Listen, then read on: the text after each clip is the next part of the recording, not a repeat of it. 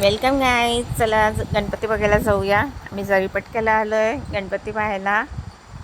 उद्या विसर्जन होईल. बघा किती सुंदर मूर्ती. माता पितासोबत भाऊ पण आहे मोठा. कार्तिक मोरावर बसून झोपून आहे मस्तपैकी. खूप सुंदर मूर्ती होती, पहिलीच मूर्ती. आणि कृष्णाच्या रूपात ही पूजेला ठेवलेली ही पण छान होती. फारशी गर्दी नव्हती या मंडपामध्ये. व्यवस्थित दर्शन घेऊ दिलं. मग पुढे गेलो तर तिथे आरती भेटली आम्हाला. आरतीत थोडंसं थांबलो आम्ही, कारण दुसरे गणपती पाहायचे होते. हे बघा किती सुंदर ही मूर्ती. जवळजवळ आहेत मंडप आणि मस्त मस्त मूर्त्या आहेत. सिंधी कॉलनी आहे ही जरीपटका. म्हणजे गणपतीचे 4 हात आहेत, देवांचे, आपल्या बाप्पांचे. आणि एका हातात डाव्या हातामध्ये प्रसादाची वाटी असते आणि सूंड त्या साईडला वळलेली असते. आणि बाकी उजवा हात वगैरे आशीर्वादासाठी असतो. आणि मग डाव्या हातात कधी शंख, कधी परशू वगैरे असतो. आणि त्यानंतर आम्ही गुफेमध्ये गेलो. ही पण सुंदर वाटली मूर्ती मला, खूप छान आहे. अशी खरीखुरी वाटली एकदम. जंगलामध्ये ध्यानमग्न, वेली सगळे जंगल देखावा होता. आणि असं वाटतं खरोखरच गजराज बसलेले आहेत हत्तीच्या याच्यामध्ये. खूप सुंदर वाटली, खरीच वाटली मला ही. आणि जास्त गर्दी नव्हती याला ही, मस्त. समोर मग गेलो की लालबागचा गणपती होता, तिथे आरती चालू होते थोडे. सेम लालबागच्या गणपतीची प्रतिकृती होती. मुलं खूप एन्जॉय करत होते.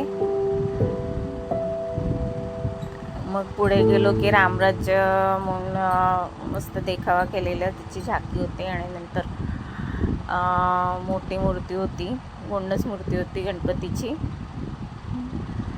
आईस्क्रीम खाऊन आम्ही पुढे गेलो. नंतर परत एक मोठे गणपती होते तिथे गुफेमध्ये. तिथे लाईन लावायला लागली थोडीशी.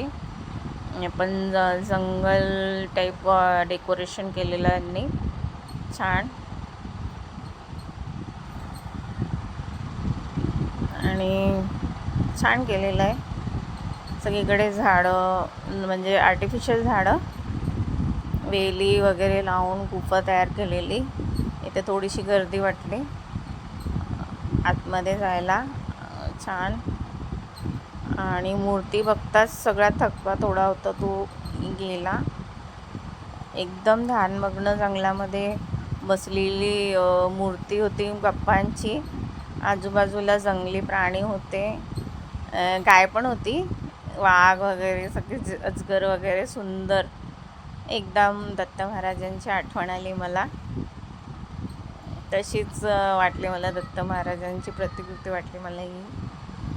त्यांचं शरीर वगैरे आणि चेहरा वगैरे असे आपले बाप्पा अनेक रूपामध्ये दिसतात. विठ्ठलाच्या रूपात, कधी शंकराच्या रूपात, कधी कृष्णाच्या रूपात. खूप सुंदर वाटतंय त्यांचं रूप हे गणपती बाप्पांचं. बाप्पा आले की पूर्ण आपल्या महाराष्ट्रातच नाही तर आपल्या पूर्ण भारतामध्ये एक प्रसन्नता, एक उत्साह वाटतो. छान डेकोरेशन केले. किती मेहनत घेतली आहे मूर्तिकाराने मूर्ती रचायला. ग्रेट. मूर्तिकार तर खूपच ग्रेट आहे. अशी साक्षात मूर्ती रचली त्यांनी. आणि डेकोरेशनवाल्यांनी पण खूप मेहनत घेतली आहे. बघा किती छान. असे आपले बाप्पा हे. उद्यांचं विसर्जन होईल, आपलं घर सुनं सुनं होईल. आणि त्यांच्या चरणी हीच प्रार्थना की सर्वांना सुख, समाधान आणि सर्वांचं रक्षा बाप्पा करतील. पुढच्या वर्षी लवकर या गणपती बाप्पा मोरया. आणि पुढच्या वर्षी